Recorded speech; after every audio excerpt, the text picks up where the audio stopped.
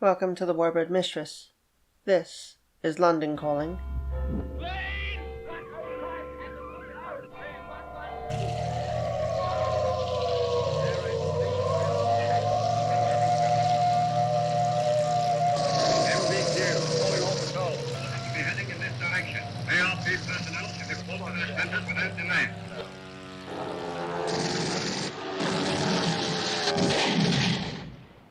Good evening. Today is Monday, 15 July 1940, and this is a review of today's activities.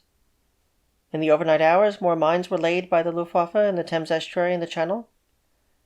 Today, low cloud cover and some rain can be expected, especially over the southeast of England. Over the continent, the Germans were hindered by heavy, low-flying fog and rain. Action today began in the afternoon, when 50 miles east of the Firth of Forth, a patrol of 2 Spitfires from No. 603 Squadron out of RAF Turnhouse, southeast of Edinburgh, encountered a single HE-111 from 2 KG-26. The bomber had been dispatched from Norway to bomb airfields in Scotland, and was dispatched by our own Auxiliary Air Force boys. In England, the southwest saw action, beginning with another victory for the RAF when a Dornier 17 was heavily damaged by hurricanes from 213 Squadron when over Portland's Chesil Bank at 13:30 hours. One Hurricane was lost to the Dornier's gunners, but the pilot successfully bailed out, ready to fight again. Unfortunately, the West Country also saw a bombing raid at Yeovil just before 1400 hours, when a flight of U-88s got past our interceptors and bombed the Westland Aircraft Works, home of our new Whirlwind interceptors. Hangars and runways were damaged, as well as the factory itself.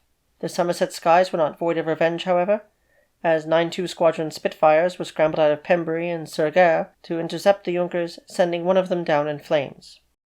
Our convoys are still being targeted by Jerry, and today's losses at sea included convoy pilots 3,000-ton SS Heworth and the 2,000-ton Polish cargo vessel Zbaraj. Both were lost in the Channel 10 miles south of Aldeburgh Lightship. KG-2 had sent 15 Dornier 17 bombers to strike the convoy, but the unescorted Flying Pencils were driven off by hurricanes out of North Weald's numbers 56 and 151 Squadron.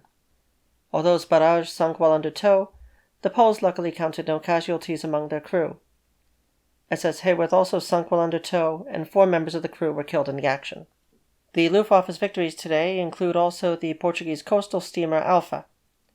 The neutral vessel was sunk by the Luftwaffe while off the coast of Cornwall, south of the Isles of Scilly. Luckily, the crew was rescued by His Majesty's ships, the tribal-class destroyers Bedouin, Mashona, and Tartar. The Luftwaffe also sunk the neutral Republic of Ireland's cargo liner City of Limerick. The Mare Trachtala vessel was sailing from the Cartagena bound for Liverpool, and had the tricolour flag and ERA prominently marked, as per Taoiseach de Valera's directions. Those same markings were mentioned by Berlin radio as guaranteeing safe passage, both within and without the Atlantic war zone declared by Herr Hitler on the 27th of last month, but that did not keep away the Heinkels while crossing the Bay of Biscay, 100 miles west of Ouessant. She is the first Irish vessel lost in the war so far, and this is exactly what had been feared by legal advisor to the Department for External Affairs, Michael Rinn. This may only serve to support the beliefs of Minister for Supply, Sean Lemass, that the Republic may be in imminent danger of German military action. Meanwhile, German mines being dropped by the Luftwaffe paid off when the 2,000-ton cargo steamer Bell Rock and 17 of her crew were lost in the Bristol Channel. The Luftwaffe also sunk the neutral 1,200-ton Panamanian cargo vessel Frosula, 240 miles off Ouessant.